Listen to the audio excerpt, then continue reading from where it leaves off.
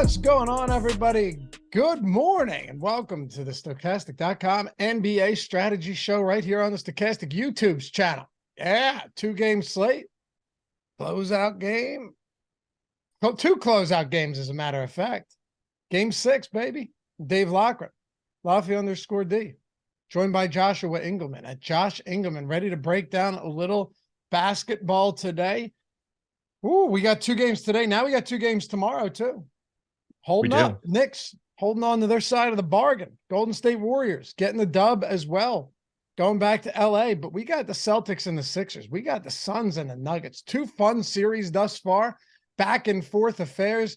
Ready to break it all down with you fine people this morning. How you doing, brother? Not too bad. Not too bad. Feeling good. Feeling nice. Me too. Got the horse. Ready for tonight's games. Excited for some basketball. Got the stretches in, a little horse stance today. Difficult. There you go. There you go. We're in business. Yeah, feeling good. Feeling good. Got a little bit more sleep yesterday. The day before. Warriors never a doubt yesterday. I didn't see that coming. I never said that they were in doubt. I'm just putting it out there. But the Warriors handled them from start to finish. Yeah, I mean, LeBron had his average numbers and played his usual minutes. Yeah, exactly. But yeah, Warriors took care of business. Well, I wonder what the odds are now on that series. Like, I honestly don't even think they should have changed that much if they did, right? Lakers were like minus 460 or something before the game. Warriors were 7-point favorites. So I'm not really sure why they would change that much. Yeah, like it went to minus 245 after that game. Yeah. Jeez. Oh, yeah. Nuggets minus 425. Heat were minus 800, and now they're minus 400. It's nuts. It's nuts. On one game. The Golden State Warriors have the Golden State Warriors are plus 800 to win the title. The Heat are plus 1600. What are the Warriors? Warriors are plus 800 to win the NBA title. The Heat are 1600. Jeez. Yeah, it's fun to see. What are the top odds after yesterday? The shortest odds. 290 to the Nugs, plus 300 to the Sixers. Wow. So the Lakers fell, obviously. Yeah. Plus 500. You know, the Golden State Warriors on the road this postseason, because we know how bad they were in the regular season, right? Wow. On the road in the postseason. Their record was poor. I mean, they sucked. Their record was bad. Okay. Sorry, their record was bad. Yeah. They lost a lot of games on the road. How's that? They did. A lot of bad luck. A lot of bad luck. Yeah, I mean, that's what it was. Minus 2.4 net rating on the road in the postseason. So really nothing compared to what we saw in the regular season for them at all. It's going to be a fun one these next couple of days, man. These really winner go home type games. There's a lot of stress out there. I'm really intrigued to see what Boston looks like today, because the Celtics are a team like ride or die with the 3. They could easily come out in this game and just look like the Celtics you expected to see throughout this entire series. You know, because let's not forget, that was the first game in this series. There were 4 games. The 2 games that the Sixers had won prior were razor thin, skin of their teeth type wins. Granted, one was without Joel Embiid, so that can't be ignored. The other 2, pretty healthy wins by the Boston Celtics. Never really spots where you're like, man, they're going to blow this game. That game in Game 5 was the first game where the Sixers led from start to finish and never really relinquished much of a lead at all. That was the first time all series. It's a really weird series. I don't know what to make of it at all. I don't like it. I hope it goes 7 just because I think a 7th game for those guys is going to be really fun. But I just don't trust Boston right now. I don't know if it's just coaching or what is happening in Boston. We now have Jaylen Brown as an all NBA guy. So that's going to change the equation of Boston moving forward. It's just a really weird team. I don't they're definitely the team that's in the playoffs that everybody trusts the least. Which is weird too, because they have more. They're the best team in the league. Yeah. I mean, think about the Celtics from a depth perspective. They have so much depth on that team. So their eighth guy, like Peyton Pritchard should be playing in the playoffs and has no mechanism to do so, because you cannot take Malcolm Brogdon, Marcus Smart, and Derek White off the floor for any sort of amount of time to want to play Peyton Pritchard. And take it even a step further, right? Like, forget about him for a second. You look at the Sixers. Who's backing up Joel Embiid? We're all big. We all love Paul Reed. He's fun. He's great. But it's Paul. He's not Reed. a Time Lord. Right. Exactly. Like, Robert Williams is your backup 5 who's playing less than 20 minutes a game. Malcolm Brogdon is DeAnthony Melton in this scenario. Like, Brogdon is a better player there. Yep, exactly. Even Grant Williams. Grant Williams is better than George Niang. It's better than Daniel House. It's an incredible level of depth. I was thinking about this morning, though. Credit to Joel Embiid. He's clearly not healthy. Yeah. He took the knee brace off. Craziness. I never saw that coming. What'd you say? He took the knee brace off for the last game. I didn't expect that at all. I know. It's just, the whole thing of, like, Embiid's soft. He's always hurt. You see him play through this. I think he's always hurt because he falls a lot. Don't get me wrong. But when you look at that chase down block that he had late in game 5, there's no way to prevent yourself from slamming into the ground on that chase down block. He gives his body up a lot. The guy does get hurt. I'm not saying he's not a master at flopper. He is. Yeah. It's a skill, in my opinion. Is it annoying? If I was not a Sixers fan, would it annoy the shit out of me? Hands down. I respect it. I respect what Marcus Smart does. Pisses me off, but I respect it. But to see him come back out and in 3 straight games drop 30 plus points, average over 10 rebounds per game. He has 5-4-0 against in game 4, but he has 3 of the 4 games since he's returned. He has 4 plus blocks. This guy's clearly not 100%, but you're getting everything he has. Without question. Look, carrying around a 7 foot tall, 300-pound body, like, you're just never going to be able to always be healthy. It's not 1981 anymore where these guys are all ground bound and, like, not sprinting the floor. Like, the amount of guys that looked like Joel Embiid that had the capability of getting that chase down block in the most recent game is, like, the only guys that you talk about that are legends of the game. Nobody else was even coming remotely close to that. They're just like slow lumbering idiots that were playing center. So he's doing something that never really existed before. You think so? For the most part, yeah. And touching the ball 100 times per game on offense. Like, it was unfeasible for someone like Yao Ming to do anything like that. Oh my God, yeah. Well, that's the thing. He was a statue, but he was towering over everybody, and that was back at a time where that style of play was beneficial. Now, if you put Yao Ming 2000 Shaq.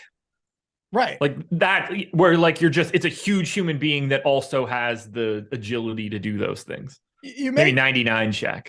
You make a good point about that. Yeah, like, because you look at some of these really, really tall players that come into the league that dominate at the collegiate level, and they just have zero role anymore because they're a turnstile on defense unless they're blocking a random shot from a straight up and down position. Yeah, you got to be able to. Well, you end up having to be able to do one of two. Like, you have to be able to guard on the perimeter in a switch, or you have to be, like, the most intimidating rim protector at that point in time. And, like, the league has seen tall people now. It's got to be more than that. There was a time where you could just be tall and be around the basket, and that was enough to get it done. Like, those dudes don't exist anymore. They played Roy Hibbert clean out of the league in that role. Yeah. He was that guy, and while he was in the middle of it all, the entire league changed, and he became absolutely impossible to play. Went from all NBA to all nothing at all in a blink of an eye. Hey, before we get started, I wanted to ask you a question. Okay. And hey, happy to have you guys with us as always. We appreciate you hanging out with us every day here in the postseason. It's been a fun ride thus far, to say the least. It has. Lots to go yet, too. Lots to go. It's a little bumpy on the strategy show, but kind of by design, right? Bumpy. Right. Bumpy. I've never been a smoother ride. Hit that thumbs up, though, if you haven't. Appreciate you guys. Helps us a ton around here. And subscribe to the channel. If you're listening, leave a comment down below, too. I was reading all the comments this morning. They were great from yesterday's show. Responded to a bunch of those. If you're listening in podcast form, too, we see you out there. Subscribe to the pod. leave a rating and a review. That stuff really helps us a ton. So atone for your sins, my friends. Bow down before those YouTube overlords and wash yourselves clean of that disgusting, filthy stench. I'm just kidding. I'm sure you guys smell wonderful if you're using Manscaped ball lotion. All right, so here's the question. You ready? I'm ready, man. Chet Holmgren. Did you see the video of him shooting yesterday? No. All right. He's wearing this, goofy looking sports bra heart monitor thing. I mean, this thing is clearly for functionality and not for aesthetics. Let me tell you that much. You could pull it up. Okay. That's whatever. I don't care about that. Let him rock whatever he wants. He also had a skirt on, which I found weird. But what? No, I'm okay. Can you just give me the real facts here so I understand what I'm listening to? He legitimately had like a sports bra just told me he's wearing a kilt. I think it's to monitor heart. This is irrelevant to the story, but of course I had to bring it up. If you saw it, you'd be like, he looks a little goofy. Okay. All right. Jordan, if he's doing his job right now, he is finding that clip on Twitter. I'm already going to assume that's what he's doing, right, Josh? I mean, I'm quite confident Jordan's not doing anything. He was not. No. But he should have. Like, the first thing he should have been like, okay, they're talking about this. Let's put it on the screen. Stop browsing OnlyFans, Jordan. Hottest 18-year-old on OnlyFans. Yeah. Is there Smokey said he ain't no young Jamie. No, we got to get him there eventually. We got to get him there. Jamie just even Ben from the Tim Dillon show, we miss you, Ben. But even that would be good. Anyway, okay. Don't even know what you're talking about. Tim Dillon had a producer named Ben, and they parted ways. But so Chet Holmgren is rail thin, beanstalk thin. He is 7'1", 190 or whatever. I mean, you're probably what? Or what are you, 6'3"? 6'2".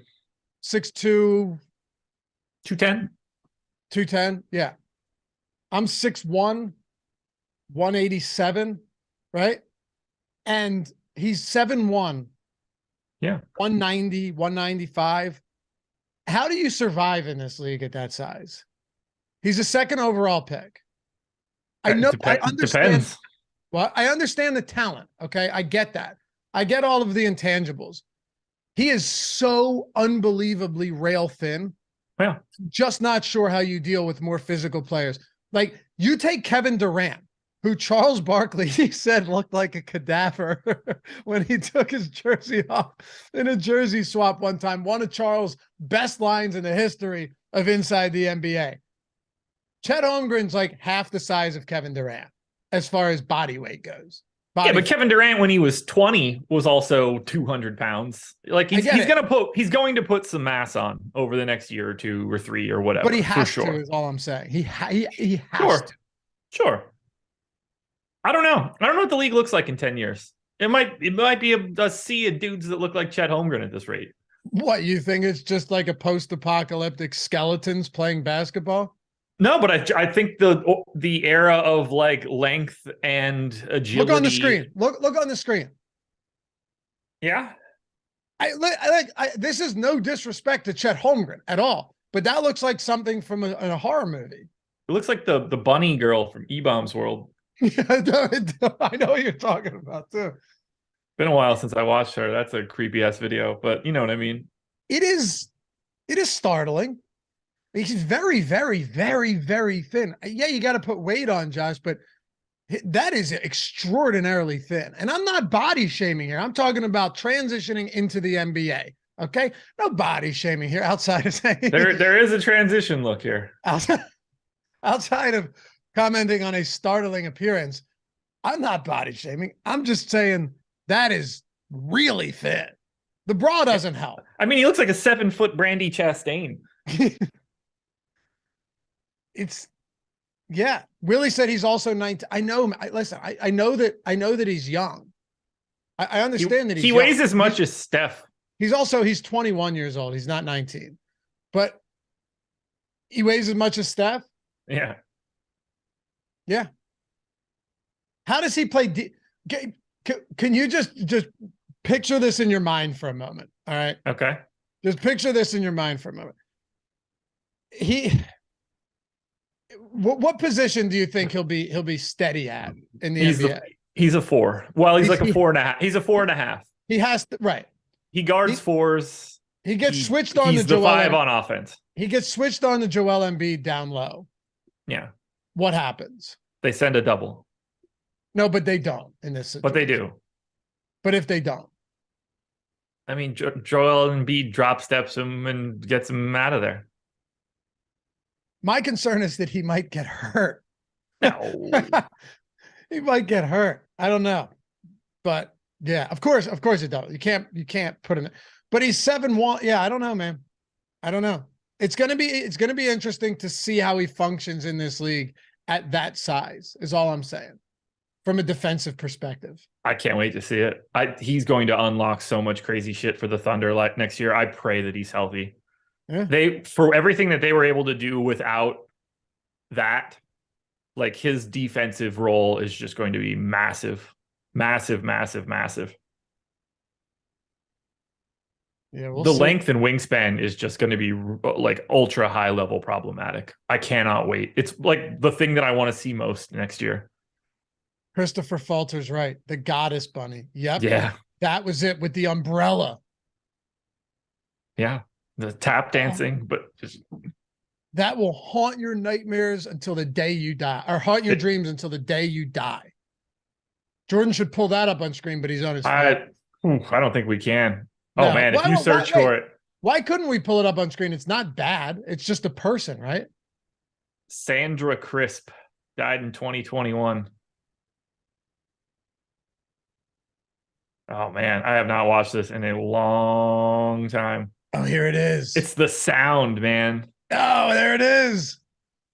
With the umbrella. Pretty good dancer, though. Like, this is like one of the original viral videos. This was it. Yeah, this was one of the original. Yeah, absolutely. You referenced Chet Holmgren.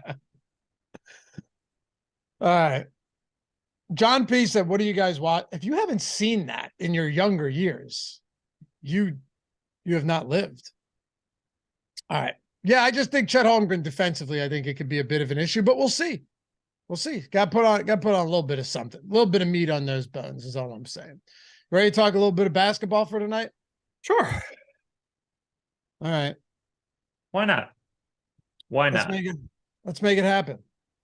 Did he put it on the screen? It's just a little dancing bunny. It's a cute little dancing bunny with an umbrella. No? All right. Well, that's how I look when I dance, dude. That's terrible. I bet it does. What? I bet that's exactly how you look. Yeah.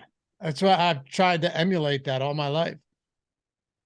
2 games to touch on. We'll get to Boston and Philadelphia first. And we'll make our way down to the Denver Nuggets and Phoenix Suns. Tip-off is at 7:30 Eastern time today. Let's get into it. So, Boston Celtics on the road, still favored, Josh. Boston Celtics, 2.5-point favorites today. Probably how it should be, to be honest with you. They're 2.5-point favorites, 212.5-point total at the Wells Fargo Center. That place is going to be loud tonight. This place is going to be rocking tonight. It's gonna be one in Philly today. I wonder who rings the bell. I mean, I'm interested to see if they bring out like a heavy hitter to ring the bell. But let's get into it. Jason Tatum Smith. Apparently, hey, if you play second half contests on DraftKings, I can't in Pennsylvania. You should just play Jason Tatum at the captain spot in every single second half contest there is, because this guy apparently is just taking the night off until they come back out for the third quarter. Who should ring the bell? Goddess Bunny, if she was still alive. No, they'd ring it with her. That'd be pretty sick. That'd be pretty sick, though. But what you would have to do is you would have to condition the Sixers to Goddess Bunny over the course of the season, right? And then use her as a secret weapon to throw the opponent off, because they're not familiar with what they're about to see. You have to get the Sixers to where this just becomes like she steps into the locker room every good game, guys, does them a little dance, spins her umbrella, hops out, comes back in next game, win or lose, doesn't matter. And then she walks into that Boston Celtics locker room right before they come out for the opening tip. Oh, Man, that's a secret weapon right there. It is. It could be. It could be. I don't know. They'll probably have like Meek ring it. That's always their go-to. Is like they Cosby. play what? Cosby. Big Cosby's Philly not guy. bad. Cosby's not a bad one. No, he's not a bad guy at all. To ring the Yeah. bell. To ring the bell, I mean. Norm Macdonald had that. He's like, I always really loved Bill Cosby. I wasn't a fan of his stand-up, but Yeah. Boys to Men. I don't know, man. Yeah, I don't know. If there was I don't know. I mean, do you get like Utley or Ryan Howard or something? If Brad Lidge. What's Brad Lidge doing? Right. If DeAndre Swift was an elite running back that they just brought on, that would be your answer because he's from Philly. And they just brought him to Philly. That would be, I still think that would be kind of cool because people are pretty excited about that, even though it wasn't a big signing. You get somebody like that. Really, you want to know what the true answer is? I'll tell you right now. The answer, if you want to get him hyped, hands Sylvester down. Stallone. Well, that would be pretty cool. But no, Jason Kelce. There's your like Jason Kelce. He just did it though. I know, but you can't run it back. You got to go. You don't think so? You got to so? go bigger. Yeah. No, they just Jason Kelce just did it. But they could have Iverson run it back a million times, and people would be stoked about that. Yeah, but Iverson is not Jason Kelce. Right. No, Kelce gets you going. Yeah, but AI is different than Jason Kelce. You can let AI ring the damn bell for the entire series, and no one's going to bat an eye. Oh, I get what you're saying. Yeah, of course. All right, what do you want to do? I want to start with Tatum and Brown up top, and we'll work. I just want to figure out who's going to ring the bell, but it's 10:24, so I guess we ran through it. Yeah, that's why I saw the clock. We got to get going. I don't know when that happened. I don't even know what we talked about this morning. God is funny. That's true. I feel like that was only like 2 minutes. Hinkie ringing the bell would be awesome, but for different reasons. Can you get Brian Colangelo? Somebody else will ring it for him, though. Yeah. Go ahead. But just I want to kick it off with Boston here, and sorry, I'm throwing it to you since we're running. Chandra thinks Iverson was good. Overrated. Sam Hinkie would be a great one, but the league probably wouldn't even allow that. No, that man needs to get another job. No question. Boston, eh? Yeah, Boston. let's get into Boston. I'm pulling up who's ringing it, by the way, but okay. I don't know what to do here. I made a mistake yesterday in my prep for Steph and for Jalen Brunson in that I didn't crank up the minutes for the win or go home scenario. And that was a mistake for me. So I did try to go a bit heavier here to Boston. I went 42 to Tatum. I went 40 to Brown. They're both 30% owned. I think they both should be. 9,800 for Tatum, 7,900 for Brown. My only problem is the other payups. It's hard to prioritize Jason Tatum because I think Kevin Durant looks exactly the same. You've got Embiid, you've got Booker, you've got Jokic. You have this sea of pay-up options. So I don't have it's so much easier to talk about the benches for these teams than it is for the pay-ups. If you like Tatum today over the other guys, then play Tatum. I think all of these guys look really, really similar at the high end. I'm light on Tatum. I'm light on Brown. I don't like that at all. I tend to think Boston wins this game, but I don't have a great feel. This isn't a game that I want to pick the way that I did yesterday because I think that Boston could just lose this because they're a weird team. That said, play Tatum, play Brown. We also have 30% ownership going to Smart, to White, to Brogdon. So all three of the guards are 33% owned essentially right now. That is impossible to try to sift through. That's exactly what I have. I don't know what to do with this Boston team at this point. We kind of know what they do every single game. I'm going to roll the dice once again on Time Lord at low ownership just to cross my fingers. He's 3,600. You got 18 and a half minutes out of him in this most recent game. Didn't work out, but if you can get 18 minutes out of Robert Williams at 16% ownership, like he's under owned. That said, everybody else for Boston is properly owned and everybody is in a third of the lineups. It's really, really hard to break down Boston. Yeah, it's really tough. And by the way, I just read this article while you were speaking. It looks like every really famous, beloved Philadelphia character or player, they lost every one of those games. So this should be a nobody. Maybe you could do it. Yeah, that would honestly, good idea. What a horrible feeling that would be. Like, yeah, ringing the bell is Dave Locke. Everyone goes, who? What? Yeah. Who is that? And then he's from Stokastic. Yeah, he's from Stokastic and Odd Shopper. But you know what would happen though? If the way that it goes, you know this to be true. You know where 30. I'm going with what? You win by 30. They win by 30, and all of a sudden you're the only guy that rings the bell. Where is that guy? Every single game. Where's Laffy at? Yeah, where's Lowy at is what it would be. Yeah, get him back here. Yeah, that's what would happen.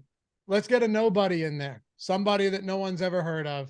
You'd be walking out there with your Manscaped shirt on. Or what is it, like my balls thank you or something on the shirt? That's the best. There's got to be somebody good that could ring that damn bell. No, I don't want one now. I don't want one. I want shit out there. Give me a straight nobody. It seems like that's the way to go. What do you make of White and Brogdon though? Just given what we've seen out of these guys back and forth, it's been difficult to project, what type of performance you're going to get from either one of them. Looking at, Brogdon's PRA today is 21.5. I think it's down to 20.5 in some spots. But just looking at the rest of this team, when you say you're not really sure what to do with them, you've got 5 of them at 30+% ownership, and Tatum, Smart, Brogdon, White, Jaylen Brown, all of them. Horford at 19%. He was just an absolute disaster last game. Robert Williams, I think I'm on board with you there, just given that the upside is significant enough at almost minimum salary right now for him to be only 16%. He could play 18 minutes and still pay that salary off in spades. Once you get past that, though, there's really nothing else. We talked about it right at the beginning of the show when we were talking about their depth. They have depth, but they're not going 12 deep. They're not going 11 deep. They don't need to, and they shouldn't. No, this is really, really hard. Like, I had Smart 30% in my sim, Brogdon 31, Derek White 36. It's just like the ownership. The only reason you can get to White a little bit more is because he's got the MPE. You're trying to basically split 96 minutes between those 3 guys. The hottest hand, so to speak, will be the guy that gets to like 35 or 36, and then someone will play like 28. No way to know it right now. I think you just kind of have to have one of those guys in every lineup that you're building, and I don't think it matters all that much which one you pick.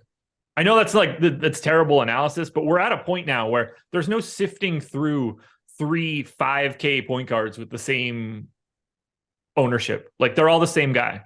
I don't have a great feel for it. I have no idea. Neither do I. We had a super chat earlier too. Trump this. $10 super chat. Thanks, man. Took the early slate showdown yesterday. Thanks to Castic for the best content. Laffy liked my tweet this morning. Yeah, man. We love seeing you guys post those tweets and get those dubs. It's good. It's good for everybody. And we love it. Thank you for all the best content. Free 1-year membership. I'd have to take a look. I'm not sure. I don't remember looking at to see if it was top 3 in a field of 5,000 or more. Well, it's certainly not a year either way. Oh, did he say a year? No, it would be a month. If anything, we'd be out of business otherwise. We get a lot of Stokastic Hall of Fame with the avatar that we'd be out of business if we're talking a free year. I can look at, as long as you mention Stokastic HOF, they'll take care of that if you're in.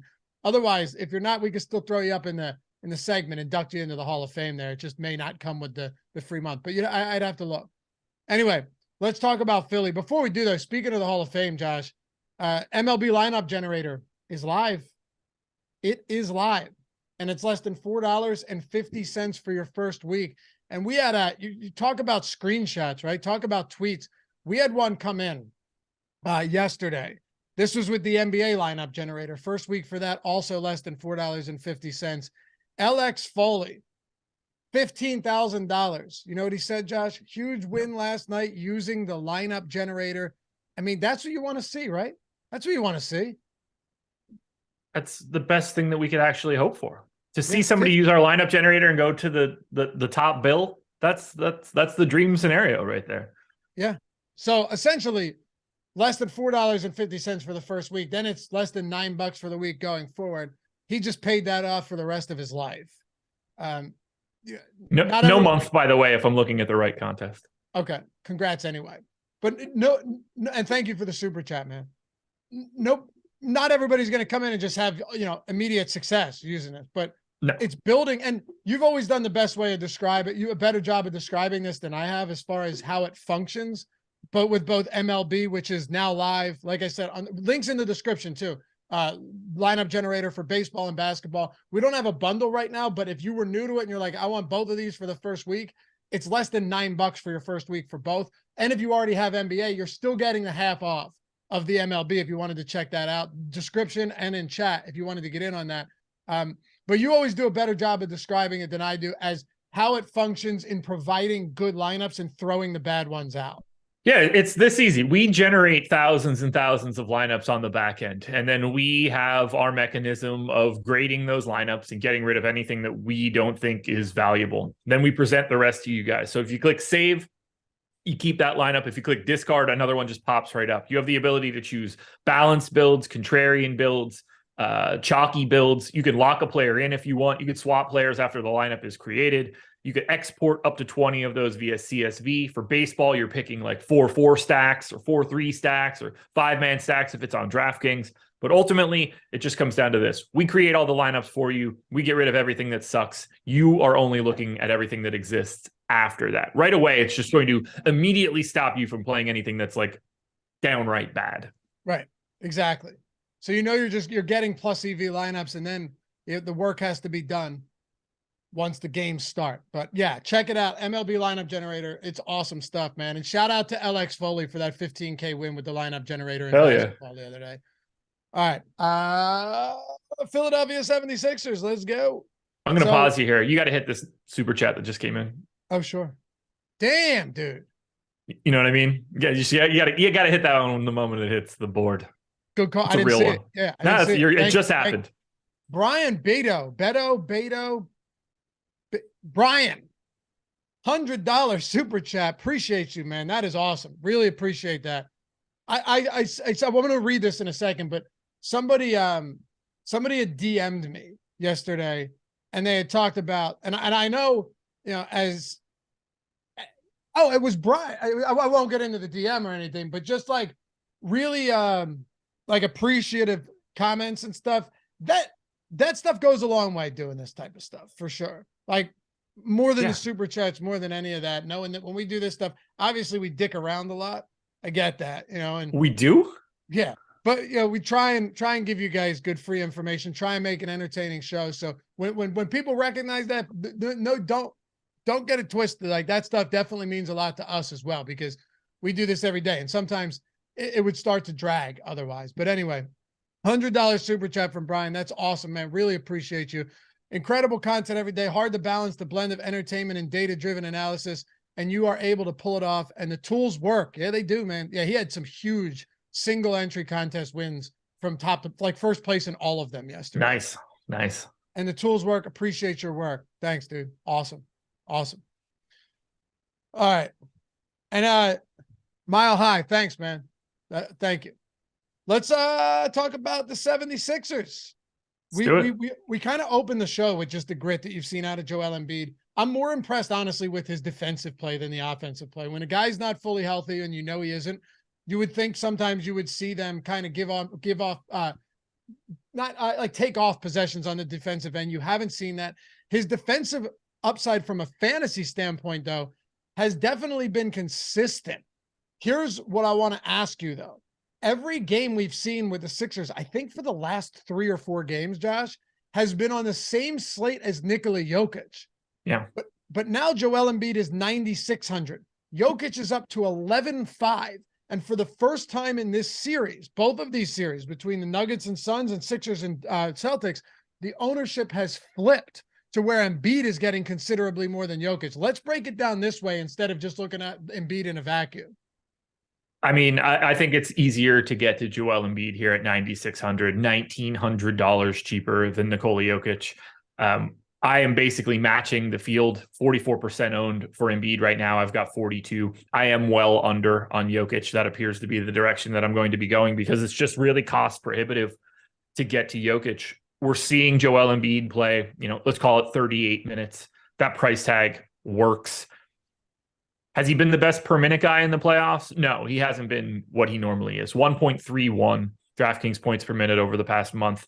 I got him at 1.47 for this game, which is also still below what his normal rates would be.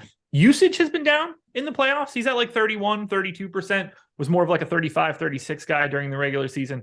That said, I am very happy to get there. He is the second most exposed pay up option for me behind Kevin Durant. But even still, to me, I want to get to Joel Embiid here. One, the fact that it's at home is appealing to me. But two, it's really just a price thing. That gap, $1,900 between him and Jokic, I think is a bit too sizable for today. I'm pulling up his usage from this series because I think last series was a little bit misleading. They really didn't need big efforts. 37% in this series, Josh.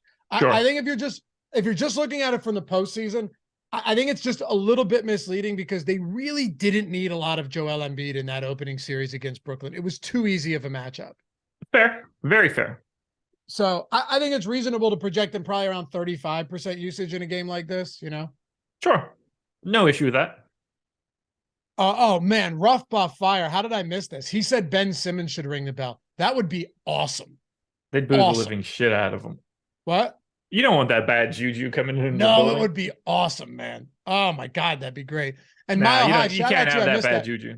He said, Mile High said, I won the $12 single entry yesterday using the MLB tools. Nice little $1,000. Hell yeah, dude. Awesome ROI. Congrats. All right. Yeah, the Joel, isn't it crazy though how all it took was one game and the price tags just continuing to drift a little bit further apart? Yeah, which is not the direction they should go. No, you would. Embiid should be north of 10,000 right now. I'm very surprised that he's not. This isn't to say that Jokic shouldn't be priced where he is, though. That's the funny thing. Yeah, I don't think that Jokic is like wrong or anything, but we don't have the same 3K guys that are just like very obvious today. Right. Which makes it a little bit more difficult. But yeah, can Nikola Jokic go out there and drop 70 fantasy points and put Phoenix out of their misery? Yeah, and you're going to have him at that point in time. But for right now, it's just too easy to get to Jokic. You mean to Embiid? Or sorry, to get to Embiid, rather. Yeah. It's funny, last game, James Harden didn't actually need to do much because Tyrese Maxey woke up. Yeah. He came out of the coma. And James Harden was perfectly fine distributing the ball. He was a solid plus 10 on the day and only turned the ball over twice. That was and he still dropped 47 fantasy points. It wasn't actually a bad performance at all. He almost triple doubled, but he didn't need to do a lot. He got to the line 10 times too, which was surprising. He didn't need to do a lot because Tyrese Maxey was draining threes. He hit 6 threes on 12 attempts.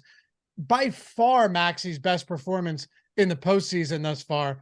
I guess there was a Brooklyn game earlier where he was great too. But how do you want to approach the Maxey at 6,300, Harden at 8,700, Tobias at 5,600 being aggressive on the boards last game? What do we take away from the non-MB guys in the starting lineup? Of course, not named PJ Tucker. I'm very heavy to Philly right now. Tobias Harris is the best play on today's slate. 5,600, small forward, power forward. He's 42% owned right now. I think he's pretty clearly the best guy that you can get to anywhere. Just the position, the price tag, the role on the team. It doesn't take a lot for Tobias Harris to sneak his way into an optimal lineup. The combination of everything is too good for him on a day like today. I have his 25th percentile outcome when he makes an optimal lineup. 25th percentile score is 33.5, just shy of 34. Like it really doesn't take an outlier performance out of Tobias Harris. We're talking about like, as long as he's slightly better than average because of the way that he is priced and his positioning, he just fits in everything you do. So he is my most exposed player right now. He's the guy that I want to get to the most. I'm also slightly over on Maxey. I'm slightly over on James Harden. All 4 of those guys plus DeAnthony Melton. I want to get to heavy sides of Philly here, which is scaring the shit out of me because the way that my exposures are set up is making it look like Philadelphia is going to beat Boston today. I don't really want that to happen, but for right now, I do think the Philly side of this game just looks a little bit easier to attack because it's easier to draw lines through some of the rest of Philly, whereas the bench guys for Boston are a little bit more relevant. But if you're asking me who the best guy is on Philly, it's clearly Tobias Harris to me. I mean, Boston defensively in the postseason has been kind of just average. Yeah. I guess what I'm I saying don't is have anything to add. no. I Again, agree. I didn't really set you up with anything good there. I guess what I'm saying is I just thinking out loud. I would have expected their defense to be better given the personnel. I really would. In the postseason, they are per cleaning the glass 15th in defensive rating of everybody that's played. The only teams that are worse so far are Milwaukee and Brooklyn. This feels wildly. Oh, that's on the road. My apologies. Bad filter. Still going to be bad either way. They're 14th. They're 14th. They're 14th. What do they have their defensive rating at? 114, 116.2. Oh, okay. NBA has them at 114.2. But regardless, yeah, they it's not been great. No, not at all. Like, Denver's defense shouldn't be 5 points better than Boston's. And that's how cleaning the glass has it right now. It's surprising. It really is. Those are not, like, Boston is on paper, without question, a better defensive team than Denver. Yes. Yeah. I'm looking over. Should they be the best defensive team left in the playoffs? I think that's the Lakers. You think so? You think the Lakers are? I think they've been the number one defensive team since the trade deadline, and they are the number one defensive team in the playoffs. Okay, but probably number two. Yeah. Of anybody that's left, yeah, probably. Yeah. What about? I mean, the Knicks defense is really good. I don't want to sleep on that. Rebounding and defense or offense just stalls. Yeah. Yeah. How do you want to approach the bench though? Because last game we saw a little bit of a mix up there. Daniel House closed. Of course, they took Joel Embiid out in that spot, right? Like Joel Embiid was out. House closed for him, played 15 minutes. No, man, I think Daniel House is probably pretty likely to close over Joel Embiid moving forward. Well, that wasn't what I was saying. What I meant was the only reason was because the other starters were still in there, but Joel Embiid came out. Yeah. You can't project significant minutes for Daniel House. He had a good game. He started off hot. Defensively, he played really, really well. But he was still a -8 in the game. Like he was the only. The funny thing is, other than Shake Milton, who played nothing, he had the worst plus-minus on the team. So to be fair, that basically only happened during that final stretch where like the game was over. It was the whiteout lineup of 4 white dudes plus Grant Williams, like full court pressing and shit. Exactly. Yeah. So it was Muscala, Cornette, Hauser, Pritchard, and then Grant Williams. I wanted them to sub Grant Williams out for somebody else, or at least put Derek White on to at least make it thematic. So yeah, there's not much you can take away from that. But at the same time, the bench didn't get a lot of run outside of Melton getting his typical low 20s. Yeah. Reed played 6 minutes. Niang played 12. Is there anyone here that's viable off the bench? I like Melton quite a bit, even though he's 27% owned. Like if you're giving him 24 minutes, the price tag and the position really helps. And we know there is a path for him to get more minutes. If it's going well, he can play a couple extra more if the shot's falling. But because of the price, I'm interested. I don't think you could really go to Niang other than if you're playing 150 trying to get weird. You can't go to Paul Reed. I think Daniel House is just simply like I don't want to say like a lesser Jalen McDaniels, but it's basically the same sort of play. He's not a good per minute guy. He's not going to be out there enough. If you're playing like showdown slates, then someone like Daniel House starts to become a little bit more interesting, but you can't play him on a real slate. Let's work. I don't mind Tucker, by the way. I think 8% owned is probably a little bit light. The minutes are there now. 31 2 games ago, 34 in this most recent game. If you're playing 30, it doesn't take a lot for him to just chuck up a couple threes and hope it works out. All right. Let's wrap this one up with the Denver Nuggets and the Phoenix Suns. Almost at 100 likes, by the way. Thank you, guys. 12 away. I'm not thanking them. We should be there by now. Yeah, it's true. But when I say, because I know we'll get there easily. We got over 400 people in here right now. I know we'll get there easily. People forget, it's in the morning, a lot going on, just a subtle reminder. They go, oh shit, I forgot to hit the thumbs up. What am I doing? And then they hit the thumbs up. And then by the time I'm done talking, which sometimes takes longer than others, we end up being over 100 likes and we go, hey, okay, thank you was not premature. That's all I'm saying. Today's show presented by Prize Picks. I went and I found the lineup. The $1 million lineup yesterday, Josh. And let me tell you, you won't be surprised by what it was at all. It was 6 overs. Once again, 6 overs for the shot at winning $1 million. Go 6 of 6, hit 5, go for 80 grand, get 4, go for 16 grand. Random person selected every day. Whoever enters a 6-pick flex play by like a certain time, and then you get selected and you got a shot. Link in the description and in the chat, by the way. $100 first match deposit bonus, and you get a free month of Stokastic Plus Platinum, $120. All of our tools simply by signing up, clicking that link, because we have to track you somehow to know if you legitimately did it, so we can give you a free month with all our tools for every sport, including our premium Discord, including the lineup generator, including the ownership and all the top pitcher, top stacks, boom bust tool, everything for every sport.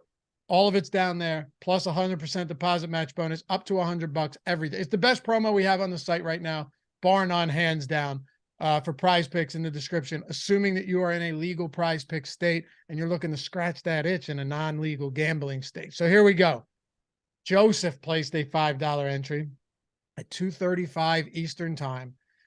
Prize Picks tweets, and now he's riding with Walker for $1 million. All right, well, didn't get there. Don't be like Joseph. Use our Pick'em Pro tool and actually get plus EV props in there. Not like Joseph. Sorry, Joseph. This is nothing against you. He should be watching my video. He would have gone 2-0 with my picks yesterday because I picked up another dub. Another dub. There you go. Just out of the gate watching your video. You think you can use the Taco Tuesday for this? Probably not, right? No. There's no way. No chance. All right. Jimmy Butler over 12 rebounds and assists. He got that. Okay. He went 6 overs, Josh, again. Okay. Steph Curry over 31 points. Didn't get that. Oh, hold on. I actually still have this data. Give me the Jimmy Butler one again. Sure.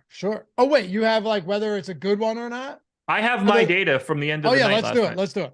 Yeah. Jimmy Butler over 12 rebounds plus assists. I had it at 11.4. Okay. Steph Curry over 31.5 points. I had 30.1. Okay. And of course, Prize Picks is going to shade a Steph Curry point total in an elimination game to the over higher every single time. Yeah. You know that. Like, why would they not? People are still going to take it. Of course. Lonnie Walker over 8.5 points. I had 10.6. So that would have been one that I went at pretty hard. Okay. Julius Randle over 9 rebounds. Elemental PQR Randle. He finished with 5, by the way. I had 10, so okay. I was over.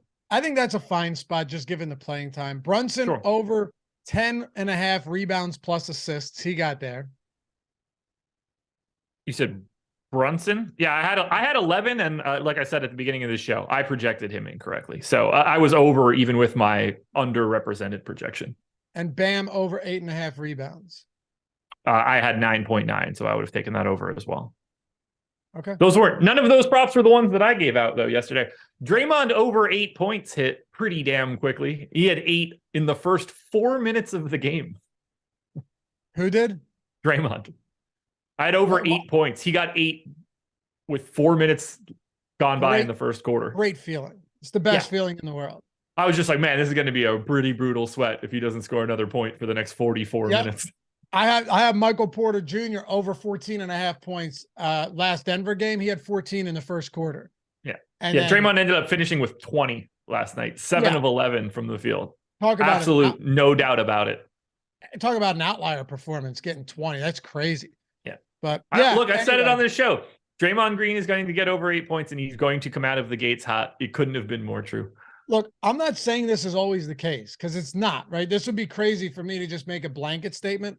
But if you're doing a 6-pick flex play on Prize Picks, or if you're putting parlays in elsewhere, BetMGM, you get a free month, by the way, of all of our tools and $1,000 bet insurance. So up to $1,000 on your first bet. If you lose it, you get it all back in bonus bets. If you can't play on Prize Picks, that link's in the description as well.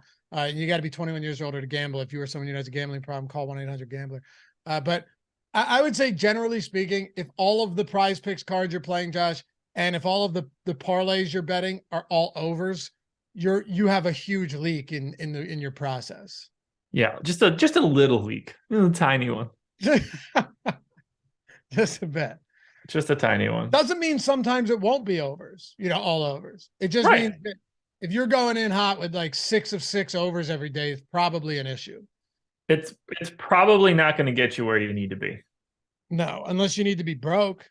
In that case, you're on the fast track to stardom. Yeah, a lot of people are going to have no problem becoming broke after this. That's for sure. Not if you're using our tools. That's true. If you're using BetPro. BetPro's crushing, dude. You're winning money. BetPro's crushing right now. First week is free too. We just got all this good stuff going on. That link's down in the description. Whatever you guys want. That first week is free. BetPro's crushing right now. All right, Nikola Jokic. We talked about him in the same conversation as Embiid. Do you want to revisit this at all, or do you want to talk about the rest of Denver? I don't think there's much to say about Jokic. No, but this isn't the type of guy you're looking for a take. You know what I mean? It's like, I like him. I think he's over-owned at 32% just because of what we have with Joel Embiid. But I mean, we know what the ceiling of Nikola Jokic looks like. I don't have as much. It doesn't feel comfortable. I don't mind having less Jokic on a game where they're on the road going into Phoenix. Like if Phoenix is the favorites, it's the kind of game where I'm okay with having less Jokic, but I don't think it matters whether they're home or away. Like this dude's going to go out there and drop 20, 15, and 15. Like it doesn't even matter. Like it's just like, it's like breathing. He's the most fun player to watch in the NBA to me, just because of the way that he does everything. It's so unique. Like anybody, you can get a lot of guys wanting to be like knockoff versions of Steph Curry or Dame. Yeah. There's no, this guy's like Jokic. That's not a thing.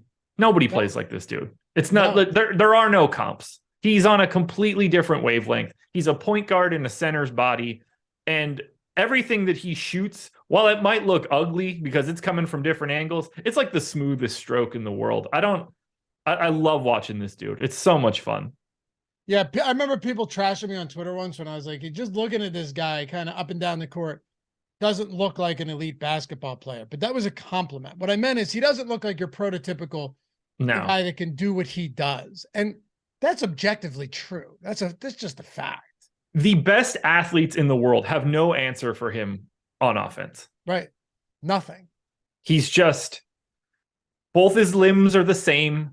All the angles that he can create from his size. It's an incredible combination of skills. DeAndre Ayton must be feeling so dejected in this series. Probably a little bit, yeah. Or very happy that he doesn't have to live in Phoenix after this year. Who knows? It's possible. How do you want to go after the rest of Denver tonight? Anybody that's just jumping off the board at you? Guys, we got to pump the brakes on this Şengün stuff. He had a 19% assist rate this season. Half of Joel Embiid, or half of Nikola Jokic's assist rate. Yeah, we're not talking about the same things. I love Şengün though. I think he's going to be a great player. I really think he's going to be awesome. I don't agree. I think we've had this conversation. I know you don't. What? I mean, like, I think he could be good, but like being the 18th best center in the league is like, okay, that's fine. Yeah. I want my dog to stop barking. That's for sure. He's been in the league for 2 years on a bad team. He's going to be good. Look, I don't mean it in a negative way. I'm a fan of Şengün, but like, good is a very, very high level player in the NBA. No, that's great. Good is good. I guess. I mean, it's semantics at this point. Anyway, play Jamal Murray at 8,200. That's a guy you should go to. KCP 4,400, shooting guard only. Those are the two guys that I like the most here coming from Denver. But Denver's sort of like Philly in that, like, you don't care as much about Jeff Green and Christian Brown. And it's just like, okay, Murray, Jokic, Gordon, KCP, Porter, Bruce Brown, 25, 30% of these guys across the board. That's what I want here. And I have nothing really too much crazy to say. I'm getting at least 20% of basically all of these dudes except for Jokic. If you want to get to Jokic, I will never tell you differently.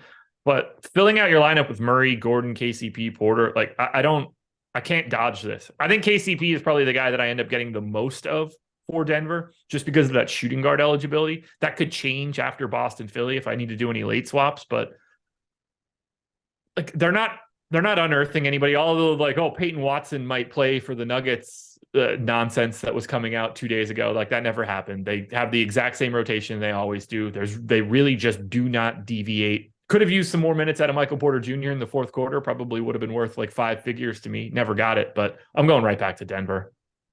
All of them essentially who are getting some ownership. Yeah, all of the guys. Murray, Jokic, Gordon, Pope, Porter, Brown are all 20 to 30% owned. I agree with all of those numbers. I'm heavier on KCP and Murray. I'm a little bit lighter on Jokic, but those are the 6 guys that you have to like sort of core out for Denver. Let's talk about Phoenix, and shout out to you guys. Thank you for getting us over 100 likes. Told you that was coming, no problem. Kevin Durant, just massive playing time. You're locking him in for 42 minutes minimum at this point, unless it's a blowout. Like he's just playing massive, massive minutes. He's also been very active. Look at the games that Chris Paul has missed, and look at the assist totals for Kevin Durant in those games. Pretty significant. Durant's starting to do more things. He's kind of been on triple-double watch in these. He hasn't gotten there, but I'm telling you, man, it's him and Devin Booker. When you're doing legitimately all of the ball handling, it's going to make sense. Kevin Durant in the 3 games that Chris Paul has missed. Okay. Check this out. 39 points, 9 rebounds, 8 assists, 36 points, 11 rebounds, 6 assists. He had 2 blocks and 3 stocks in those games. 26 points, 11 rebounds, 7 assists. He's averaging 7 assists in those 3 games since Chris Paul went down. That is certainly not a fluke, and it's not an outlier because they don't have anybody else to handle the rock outside of Devin Booker.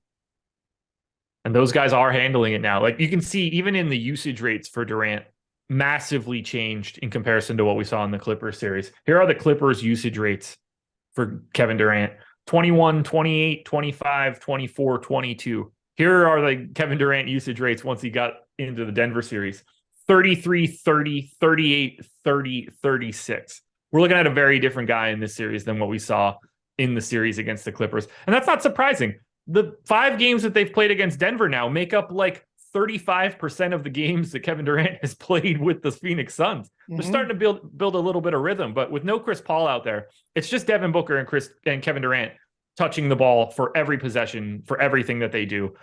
I went 43 minutes apiece to Booker and Durant. I honestly might be at 44 by the time this day ends. And it's me trying to fix the mistake that I made yesterday for Steph's minutes and then for Jalen Brunson's minutes.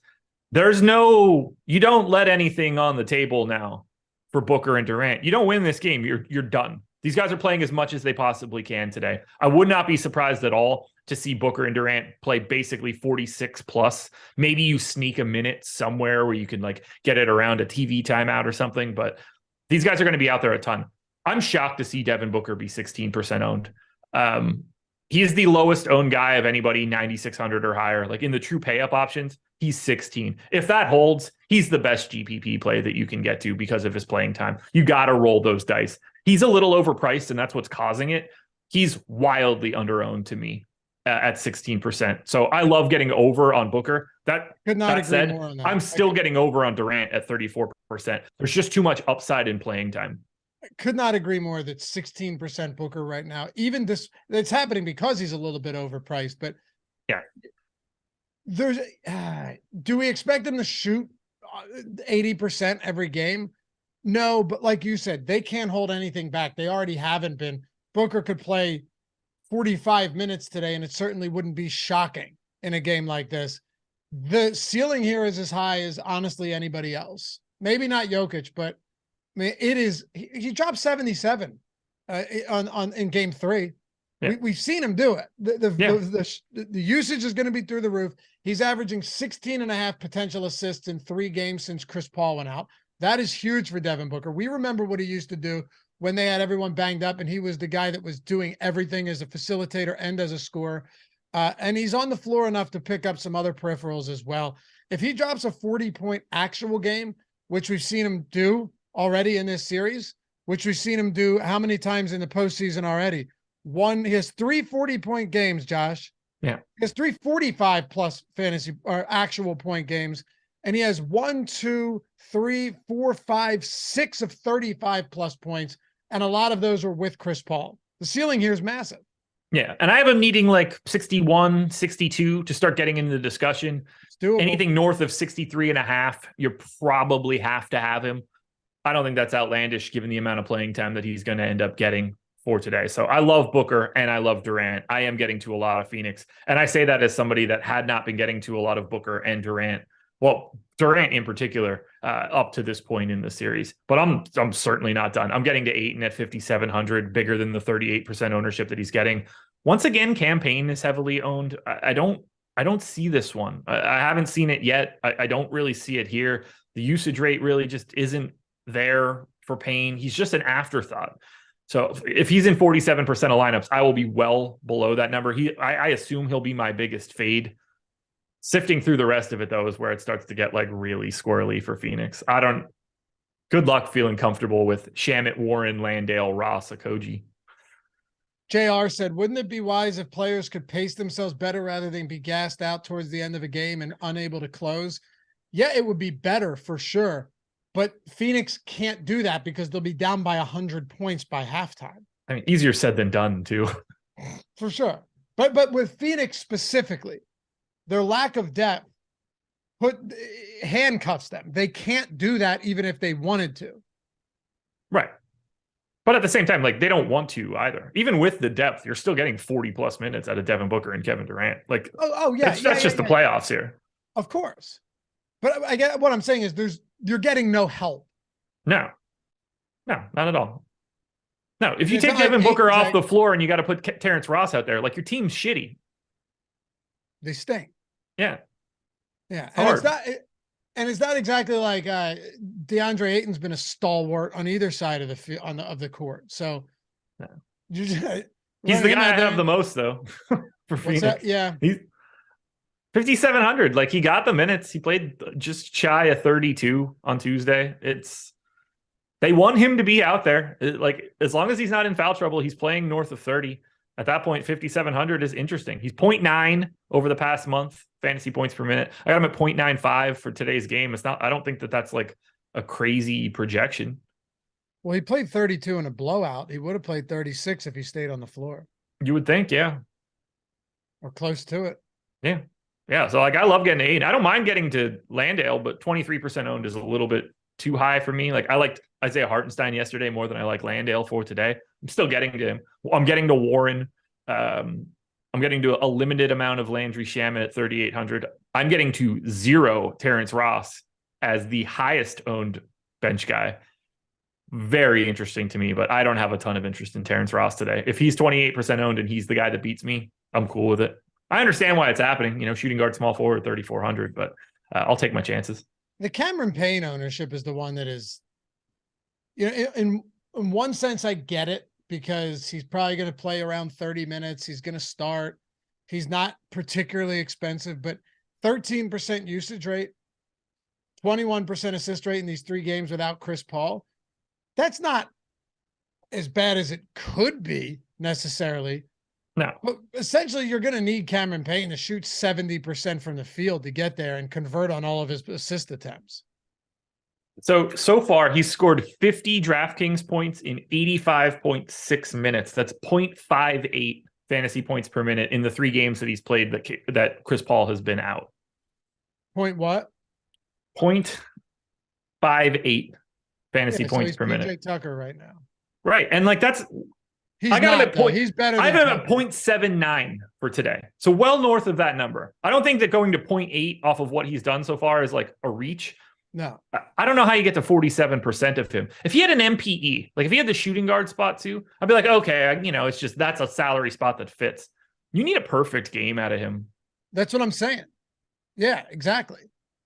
I still expect them to project better than a PJ Tucker on a per minute basis. Yeah. But how much better, I don't necessarily know. No, it's not my cup of tea. I've got half the field, and I think that's a pretty good spot to be in. Anyone else for Phoenix, or should we close it out with the same question as always?